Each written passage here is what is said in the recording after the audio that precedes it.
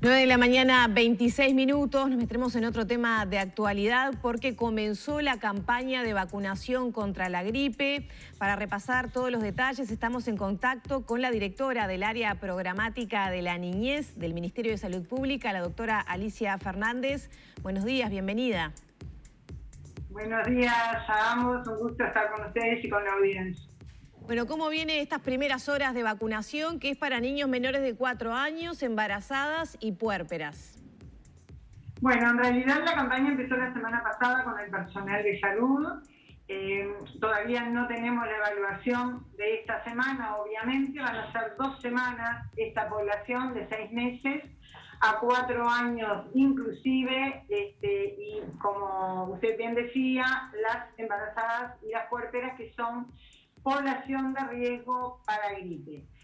Una recomendación que es importante, y es que como este año, para esta campaña, porque hay 2 simultáneas, obviamente la de COVID y ahora se suma la de gripe, que es una campaña mucho más corta, esta simplemente va a abarcar los meses de invierno, porque este virus circula en invierno, que por favor, como no hay una agenda preestablecida del Ministerio de Salud Pública, que quien desee vacunarse, porque no es obligatorio, llame a su prestador o al vacunatorio que le queda cerca, porque nos podemos vacunar en cualquier vacunatorio, para ver cómo va a ser la logística de ellos o la gestión que harán, si repartirán números, si lo harán por call center, para que se agenden en cada lugar en donde deciden vacunarse para evitar aglomeración.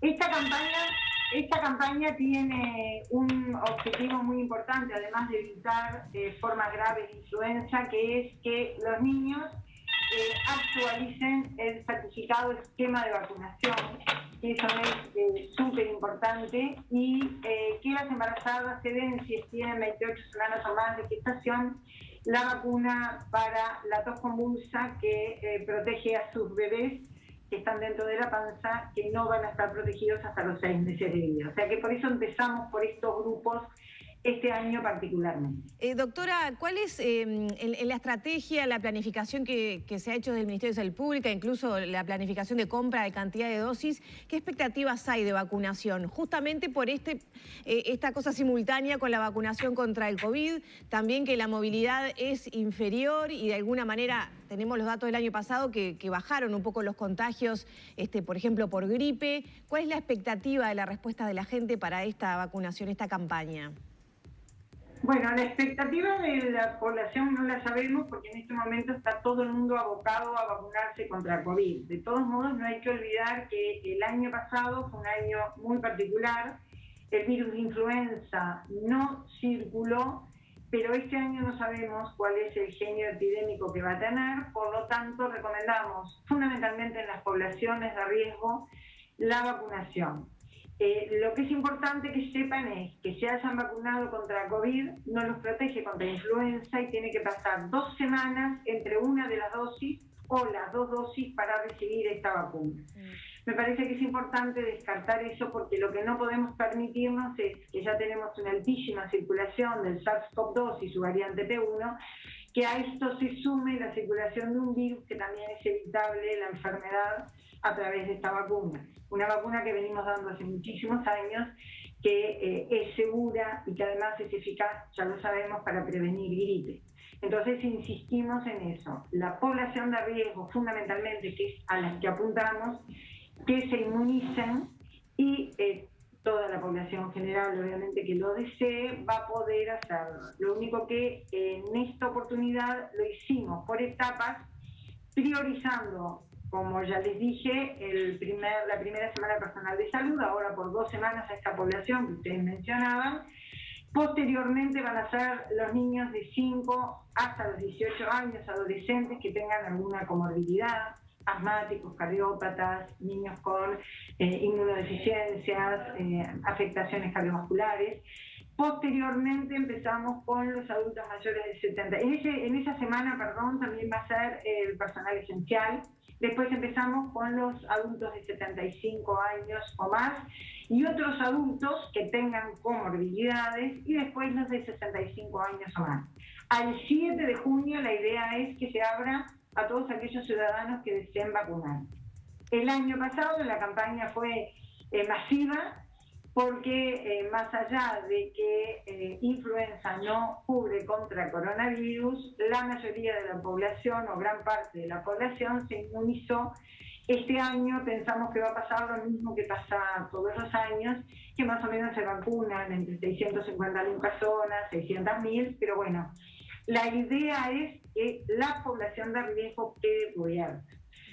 Por lo menos para evitar formas graves, ingresos a CTI, que eso también perjudicaría no solamente a la persona que ingresa, porque todos los que estuvimos en CTI sabemos lo que significa esa situación, sino además porque sí puede colapsar el sistema si se suma a coronavirus e influenza. Bien, doctora, hay que tener un espacio de 14 días entre la vacuna contra el COVID y la de la gripe. ¿También funciona, por ejemplo, antes de dármela? Es decir, hay mucha gente que va a recibir día y hora en estos días. ¿Se la podría dar hoy, por ejemplo, y se vacuna contra el COVID en 14 días? El problema es, eso es posible, pero el problema es que las dosis de Sinovac vienen ahora el 8, entonces claro, si los agendan antes de ese plazo, van a perder la dosis y se van a tener que reagendar. Entonces, aquellos que ya están en agenda y están esperando estas dosis que llegan ahora, que esperen para ver si son agendados en cuanto a día y hora en estos días, y si no, sí, obviamente, pueden darse la vacuna antigripal y esperar 2 semanas para darse la vacuna de coronavirus. El problema es que se van a tener que reagendar si ese plazo no se respeta en tiempo. Es un plazo precautorio, porque tenemos que recordar que si bien influenza es una vacuna que conocemos hace muchos años, las vacunas de coronavirus fueron vacunas que se hicieron en situaciones, se fabricaron en situación de emergencia, y recién estamos conociendo ahora sus efectos. Sabemos que son seguras, que son eficaces también, porque ya están administrándose a toda la población y bueno, eso sabemos que es beneficioso, pero lo que sí es importante recordar esas 2 semanas que tienen que pasar. Lo que también es bueno recordar que aquellas personas que, por ejemplo, se dieron Pfizer o se dieron AstraZeneca, que tienen un plazo de 49 días en el caso de la primera y 90 días en el caso de la segunda, para su segunda dosis se pueden dar en medio la vacuna antigripal. Ese dato es muy importante. Bien. Doctora, le hago una consulta, ya que usted nos recordaba, nos refrescaba un poco la memoria de lo que sucedió el año pasado, siempre tomando en cuenta que fue un año excepcional en cuanto a que toda la población estaba muy preocupada por el tema coronavirus, hubo una vacunación realmente muy importante contra la gripe, justamente para no confundir síntomas. Yo creo que eso fue un poco la motivación también de toda la población en aquel momento. Usted nos decía, esperan que de alguna manera este año volvamos a los registros que habitualmente tenemos en vacunación de la gripe, pero para seguir en esa comparación que se realiza, que recién el 7 de junio, a partir del 7 de junio, quede habilitado para el resto, para toda la población, ¿no es un poco tarde? Porque he escuchado por allí como un señalamiento de que ya estamos casi que en plena temporada invernal. No, todavía el virus de influenza no está circulando. Habitualmente empieza a circular finales de junio, julio y agosto, son los meses fundamentalmente de circulación. Bien. Pero insisto, son 2 campañas simultáneas y debíamos priorizar de alguna forma a las poblaciones de riesgo, y por eso lo hicimos de esta manera. Perfecto. Lo que sí es importante también recordar es que en el caso de los niños y las embarazadas, si alguien los acompaña, o sea, si alguien está preocupado por inmunizarse antes de que le corresponda y acompaña a ese niño y lo lleva a vacunar, va a ser vacunado, si lo desea, simultáneamente en el mismo momento que se vacune a ese niño. O sea, el adulto acompañante puede ser vacunado. Nosotros no vamos a perder esa oportunidad de vacunar, aunque no estén dentro de los grupos que consideramos para cada semana. Perfecto, perfecto. Doctora, otra duda. ¿Qué pasa si tanto niño como adulto cursó COVID? ¿Cuánto hay que esperar para poder darse la vacuna contra la gripe? Todos los que padecimos COVID nos podemos vacunar contra la gripe inmediatamente del alta. En nuestro caso, por ejemplo, ya la tenemos. No podemos vacunarnos contra COVID hasta que pasen 3 meses del alta de la enfermedad. Pero para gripe no hay ninguna contraindicación. Y lo otro que quiero recordar, que me parece que es muy importante, es que ese plazo de 2 semanas es con vacuna COVID y gripe. Para las otras vacunas que integran el plan regular de inmunización, se inmunizan y se dan el mismo día, el mismo momento. O sea que no hay ninguna contraindicación de hacerlo. Es específicamente ese plazo para vacuna COVID y antigripal. Bien. Le consulto, obviamente porque me imagino que debe estar siguiendo muy de cerca todo lo que en el mundo se está diciendo sobre la posibilidad cada vez de ir inoculando con la vacuna contra el coronavirus a poblaciones cada vez menores, y ya se está comenzando a hablar de la posibilidad de vacunar a niños. Las últimas informaciones que nosotros hemos dado aquí hablan de que no existiría ningún riesgo y eso sería importante. Entonces, obviamente, como conocedora del tema, le consulto, ¿prevé o imagina para un futuro no muy lejano que tal vez estemos también inoculando a niños contra coronavirus? Sin duda, creo que así va a ser.